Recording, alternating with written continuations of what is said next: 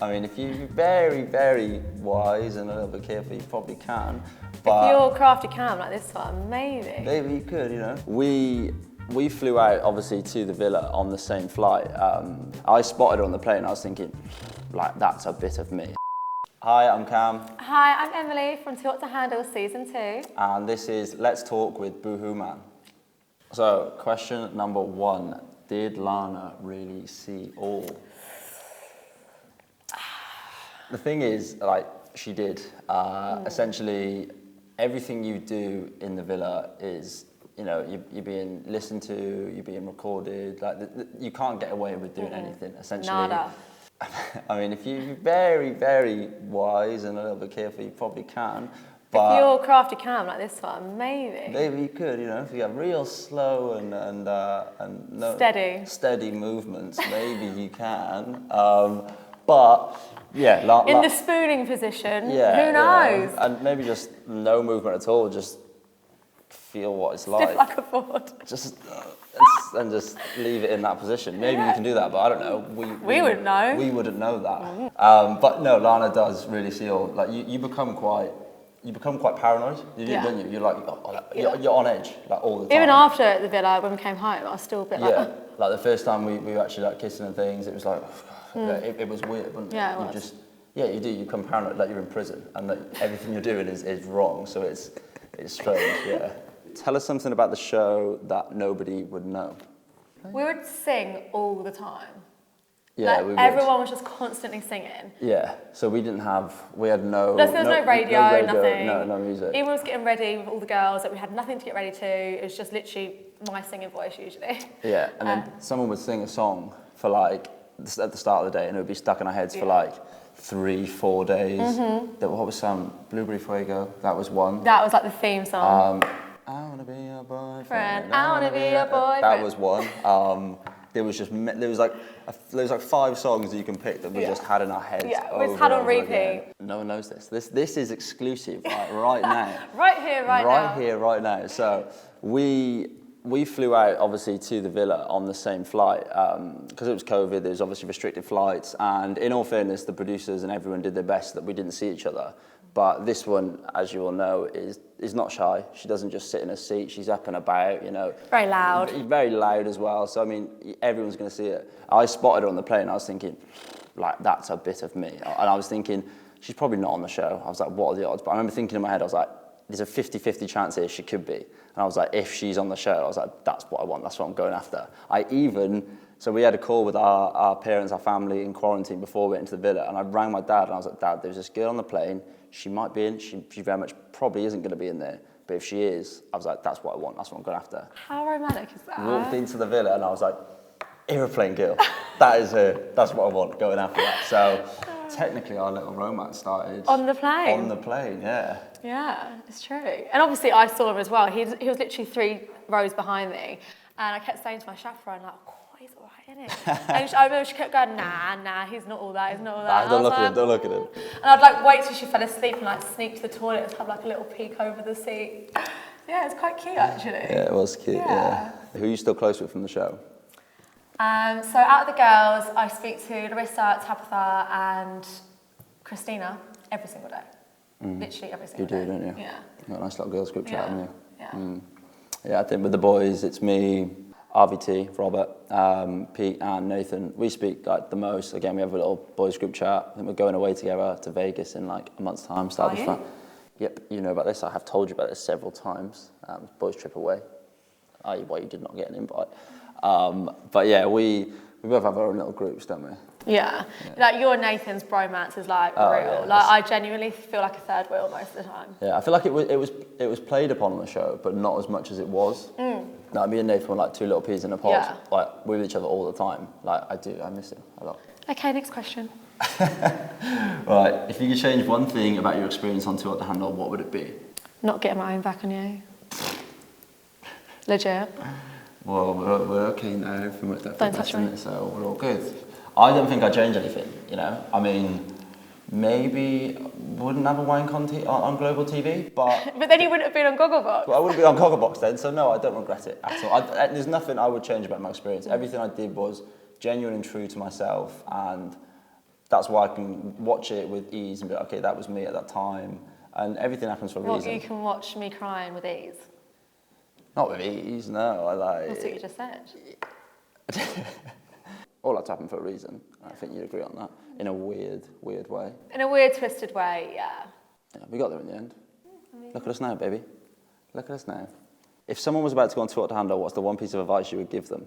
Do you know what's really annoying? Like, before this show, when I'd be watching interviews with other people, like on reality shows, and they'd say, my one piece of advice is just be yourself. I'd be like, oh, shut up. But that is genuinely all I would say is be yourself. Like, wouldn't you? Yeah. Be yourself. Don't try to be anyone else, because when you leave the show, you have to then carry that persona through in your social media life. Yeah. And if you are yourself, you can just be yourself after the show and you carry on doing that. Like when you're in the show, like I remember producers would be talking just generally, and they'd say, Emily, just remember, we love you for you, we chose you for you, so just be yourself. Yeah. And that's literally it. Like, you'll get chosen for being you, so don't try and be anything you're not. Yeah, I'd say be confident. I went in there with literally my foot on the gas of like, okay, I'm confident, nothing's going to rattle me. The minute you rattle is the minute you're done for. You know, if someone fancies the girl you're chatting to or something like that, you've got to be so confident in yourself, because no one else is going to give you that confidence. No one's going to back you. Yeah, back yourself. And also, break rules. Just break rules. They're meant to be broken at the end of the day. And it's good TV end of the day. Yeah, but don't take the piss. Don't take the piss. Yeah, because Lana wouldn't like it. Yeah, sure. Was there anywhere that Can I read some questions? I'm the question reader. Are you? Yeah. Was that a thing? Is he designated question reader? No. They said to me, you've got a really good voice. What number are we on? Was there anywhere that you could escape from the cameras / Lana? I mean, so kitchen was... Oh yeah, feeding time. Feeding time was a weird one, because there was no cameras in there. We were still mic'd up, so we were always kind of split up together, because they wanted to capture it as organically and as naturally as possible. Yeah, like so watch it evolve as naturally as possible. So we started getting too close in the kitchen. Yeah, they'd separate us. You'd have someone run up. Yeah. Because we'd be chatting, like gossiping, or like just saying how much we like each other, all that gross stuff. Yeah. And they'd come in and split us up, like, no, save the chat, we want to get this on camera. Yeah. So like there's a gallery downstairs that's listening to everything you're saying, so they'd hear it and be like, oh, Cam and them again, Jesus Christ, someone go split them up. Yeah. So you'd have someone come into the kitchen like, get off each other. And you're like, oh, okay. So kitchen was like the area where you just eat and you just chat about everything. Well, I'd try and kiss him because there's no cameras. There's no cameras in the kitchen. So you can chat about the weather, culture, and I think that's about it in the kitchen. That's kitchen chat. Weather, culture, and what you're eating. Yeah, what you're eating. Yeah, you can describe your food. That's what you're limited to in the kitchen. Yeah. Was there any major drama that wasn't shown? Yeah. Yeah, I mean, like when people would lose money, like for selfish reasons, like obviously I for one wasn't too happy. So like we'd have a bit of like an argument, but nothing too savage. Do you know what though? Watching it back, I don't know who we think we are. I stand on this little high horse. First 4 episodes, we lose the most money, and then all of a sudden people start breaking money, and me and you were like, can't believe we've done this. Yeah, I know, but it's because we turned a corner and we was like, why is everyone else not turning a corner? Like, we've seen the light, why can't everyone else see the light? I think things got heated when... They had sex, Marvin and Melinda had sex. Yeah, that got heated. And we didn't believe, sometimes we'd always question whether some connections were genuine, and you know, some were, some weren't. And when the people that weren't genuine, broke the rules, you're a bit like, why are you doing that? Do you know what I mean? Like, what's the point? Like, I know for certain, some couples did stuff to stay in the game because they thought they would get sent home. Yeah. And that shit really annoyed me. Yeah. Really annoyed me. We just broke rules because we love each other. Yep. That's why I had a wank in the shower. Because I love you. What do you miss the most from the show? The food. The food. That's what I miss. Yeah, the food was good. Yeah. I think I miss the boys. I do miss the boys. Yeah, I miss the girls kind of, but the food more. You become like a weird little family in there. You do, don't you? It's like a weird little bubble. Yeah. Very strange bubble. Yeah, just these group of strangers getting put together and then end up being your family. Yeah, and you have obviously no responsibilities, you haven't got... None. You haven't got to sort out any... Oh my God, we literally even got taken to the bathroom, like, it was a joke. So funny. Like, you were basically a child for 3 weeks, and I loved it. Like, when we came home, I remember we went to I think we went to M&S to Yeah. get food, and we just I don't know what to do. We stood there in the aisle. We stood there just like, panicking, oh, do we have to cook this? We got to cook this. We can't do this. So yeah, you're in this bubble for 5-6 weeks, and then when you leave, it's bed's made for us every morning. Yeah. Our clothes put away. Oh, it's so good. I missed the bubble. That's what I did. Yeah. I missed the bubble. Yeah. And the location, Turks and Caicos, was beautiful. Oh God, so beautiful. Yeah. How authentic is Too Hot to Handle? I'd say, to be honest, generally I think it for me personally, very authentic. I think it depends on the individual. If you are true to yourself and you express what you're feeling to people and you're open about everything you're thinking and feeling, it's very authentic. Yeah, and at the end of the day, producers can't force you to say and do anything. It's all your own doing. So it is authentic. It is very authentic, and I think compared to other reality shows, I think it's a lot more authentic than I thought it was going to be. I thought it was generally more not scripted at all. No, There's it's not. no script. Yeah. They have no idea how it's going to pan out, just as much as we don't. The only time it probably, like I said, it varies on individuals. So I think we were always very open with how we're feeling about each other and certain things. Whereas some people, if you're a closed book and you don't say anything, obviously people working on the show want to try and figure out what's going on in your head. So they have to start asking you certain questions. So it really depends on how open you are with everything that's going on in your story. Yeah, cool story, bro. Are the relationships real, or are you told who should couple up with?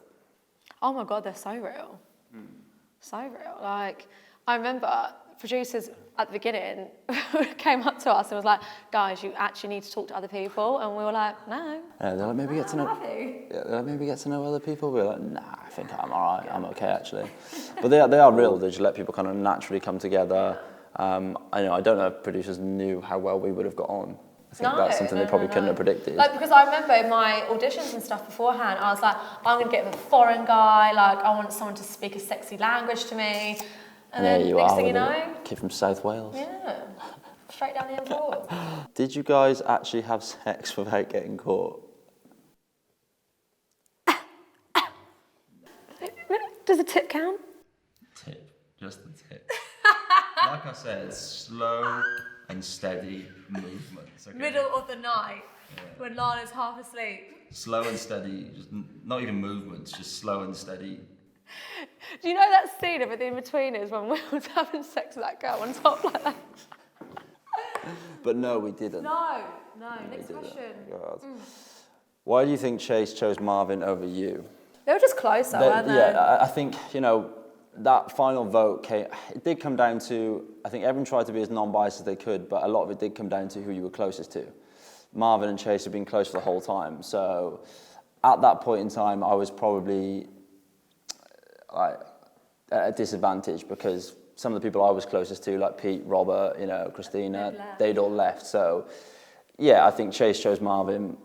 Don't get me wrong, Marvin had an amazing journey and he did have an amazing change, but I think that was more because they were closer as friends, which is fair enough because Nathan probably did the same with me. That's literally what it boiled down to, is who had more friends at the time, and you obviously lost. Thank you for reminding me of that. It's only one vote. I'm not crying about it, you are.